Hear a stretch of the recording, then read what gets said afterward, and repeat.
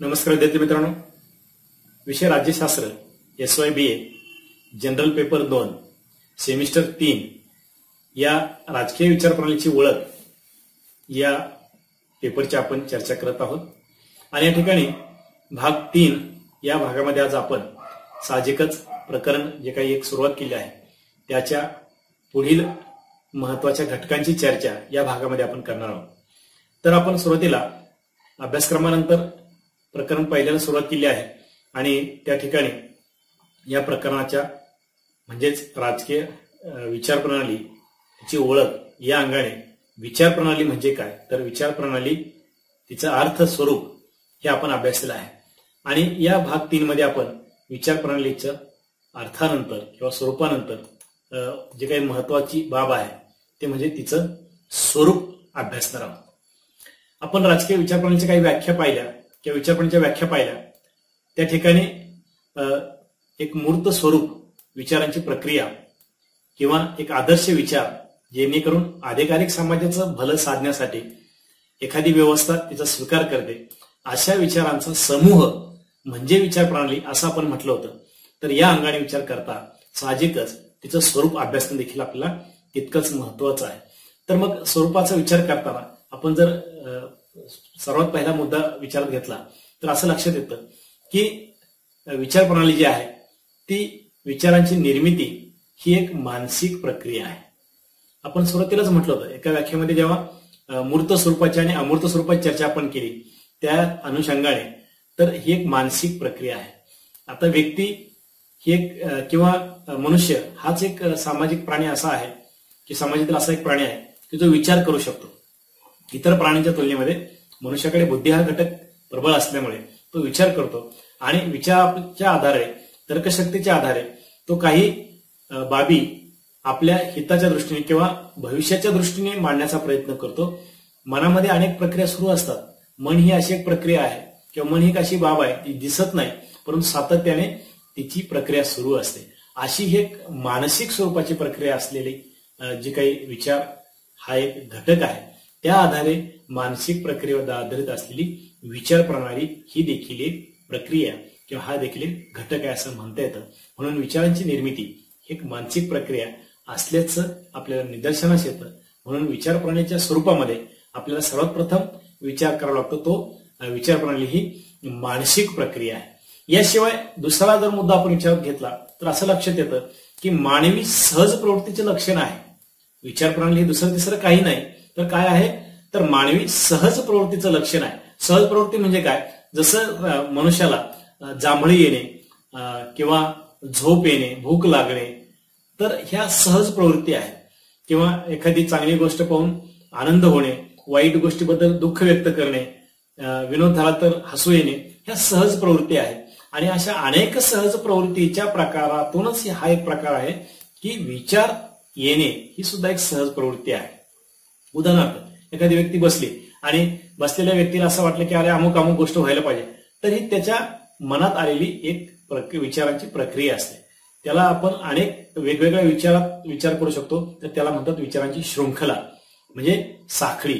तर अशा वेगवेगळ्या बसल्या किंवा कुठल्याही व्यक्तीला अनेक विचार सुचू शकतात आणि म्हणून हे एक सहज प्रवृत्तीचं लक्षण आहे। आपल्याला या ठिकाणी मर्यादा पडतात ऑनलाईन लेक्चरमध्ये की आपण अधिक विस्ताराने घ्यायला गेलो तर व्हिडिओची लांबी वाढत गेली तर आपल्याला ती पाहणं शक्य होणार नाही। पण आपण थोडक्यात या ठिकाणी चर्चा अशी करू शकतो। आणि तिसऱ्या मुद्द्याकडे आपण लक्ष देऊ की अव्याहत चालणारी प्रक्रिया आहे, म्हणजे केव्हाही न थांबणारी आहे। तर अखंडित स्वरूपात ही प्रक्रिया सुरू असते। कारण आपण पाहिलं तर मनुष्य जर साधारणतः काम करत असेल तरी त्याच्या डोक्यात काहीतरी विचार असेल, तो निवांत बसलेला असेल तरी त्या डोक्यात काहीतरी प्रक्रिया सुरू असते, व्यक्ती झोपलं तरी त्याला स्वप्न पडतात। म्हणजे काय, एक प्रकारे विचारांची ती प्रक्रिया अव्याहत सुरू असते किंवा अखंडित सुरू असते। आणि म्हणजेच काय, तर विचार हे असेच सातत्याने येत राहतात जात राहतात। त्याचा एक विचार बदलतो आणि त्याची विचार दुसरी जागा घेते आणि म्हणूनच विचार प्रणाली सुद्धा ही अशा प्रकारे विचारांचा एक संच आहे। म्हणजे पुढच्या स्वरूपाच्या मध्ये आपल्याला ते सांगायचं की राजकीय व्यवस्थेने एक विचाराचा संच स्वीकारलेला असतो। उदाहरणार्थ इंग्लंडची, अमेरिकेची किंवा चीनची जर विचारप्रणाली विचार आपण त्याचा केला तर आपलं साहजिक असं लक्षात येतं की इंग्लंडची संसदीय लोकशाही असेल, अमेरिकेचा भांडवलशाही विचार असेल किंवा उदारमतवादी विचार असेल, चीनमधील साम्यवाद असेल किंवा इटलीमधील फॅसिस्टवाद किंवा जर्मनीतील नाझीवाद असेल, हे वेगवेगळे विचार आहेत.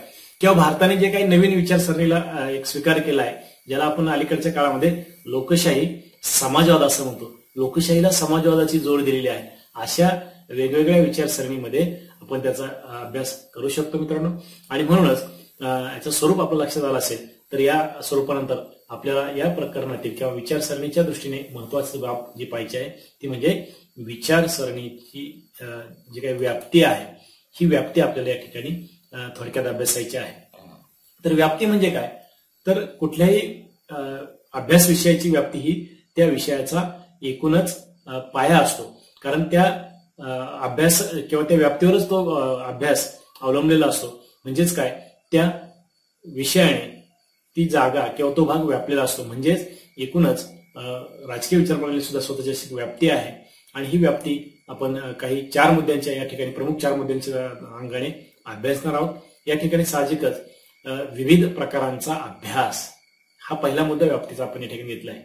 विविध प्रकारांचा अभ्यास म्हणजे काय, जसं आपण उदाहरणामध्ये पाहिलं, अमेरिकेची एक विचारसरणी, इंग्लंडची एक विचारसरणी, भारताची स्वतःची एक वेगळी विचारसरणी, रशियाची एक वेगळी विचारसरणी आहे, नाझीवाद, फॅसीवाद, साम्यवाद आणि अशा वेगवेगळ्या विचारसरणी या ठिकाणी जगामध्ये आहेत. आणि अशा वेगवेगळ्या प्रकारातून त्या येतात. आणि म्हणून अशा वेगवेगळ्या प्रकारांचा अभ्यास करणे हे राजकीय विचारप्रणालीच्या व्याप्तीचा महत्वाचा भाग आहे असं आपल्या ठिकाणी सांगता येतं. याशिवाय दुसरा मुद्दा जर आपण पाहिला तर या ठिकाणी वैश्विक स्वरूपाचा अभ्यास या ठिकाणी आहे. म्हणजे काय, विचारप्रणाली केवळ भारतापुरती मर्यादित नाही किंवा आपल्या शेजारील राष्ट्रापुरती मर्यादित नाही किंवा भारताच्या शेजारील किंवा दुश्मन राष्ट्र किंवा शत्रुराष्ट्राची मर्यादित नाही, तर ही एक वैश्विक स्वरूपाची म्हणजे जागतिक स्वरूपाची विचारप्रणालीचा अभ्यास या ठिकाणी राजकीय विचारप्रणालीमध्ये केला जातो. कारण विचारप्रणाली अनेक प्रकारच्या आहेत हे आपण वरच्या मुद्द्यामध्ये पाहिलं आहे, पण तिचं स्वरूप जे आहे ते वैश्विक स्वरूपाचं असतं.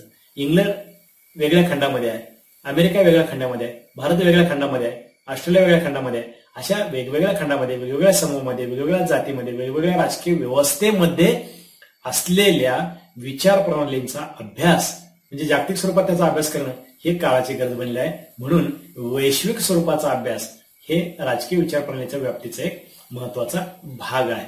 याचबरोबर परस्पर भिन्न विचारांचा अभ्यास.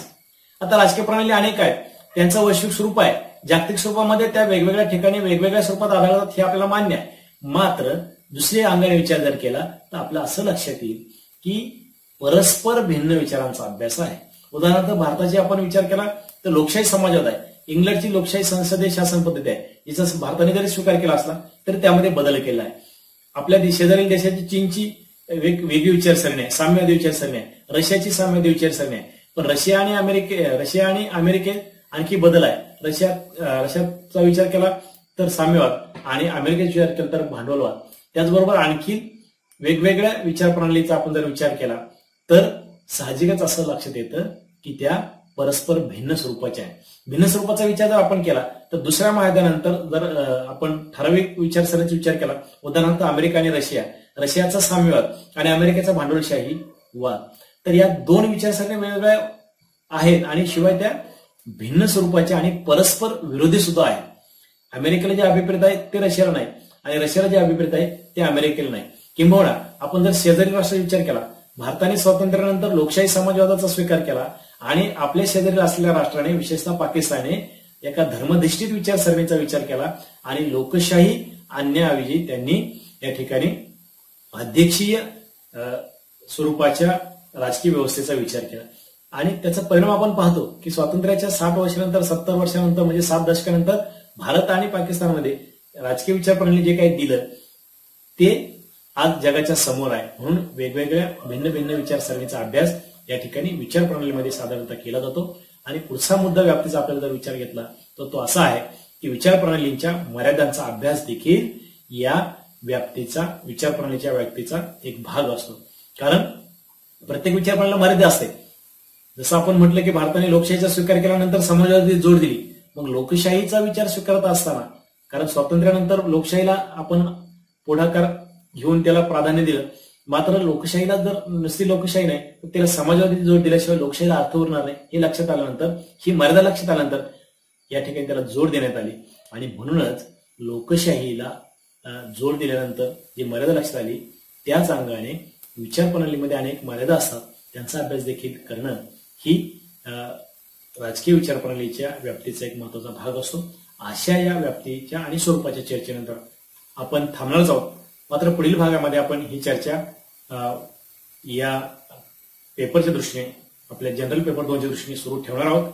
आणि पहिल्या प्रकाराच्या दृष्टीने असलेली महत्वाची चर्चा आपण या ठिकाणी थांबवणार आहोत. मात्र या अनुषंगाने असणाऱ्या ज्या काही महत्वाच्या नोट्स आहेत त्या आपल्या या ग्रुपच्या माध्यमातून तुम्हाला देण्याचा प्रयत्न किंवा नक्कीच दिल्या जातील. तर झालेल्या भागाची चर्चा आपण विद्यार्थी ग्रुपमध्ये करायची आहे. काही शंका असतील तर आपण या ठिकाणी आपल्या या चॅनलच्या माध्यमातून मांडायच्या आहेत किंवा त्या ठिकाणी कमेंट्स बॉक्समध्ये मांडून आपले विचार आमच्यापर्यंत पोहोचायचे आहेत, जेणेकरून आपल्या असलेल्या शंकेला उत्तर देऊन आपण अनेक विद्यार्थ्यांच्या शंका दूर करू शकतो. तर थांबू त्या ठिकाणी. धन्यवाद.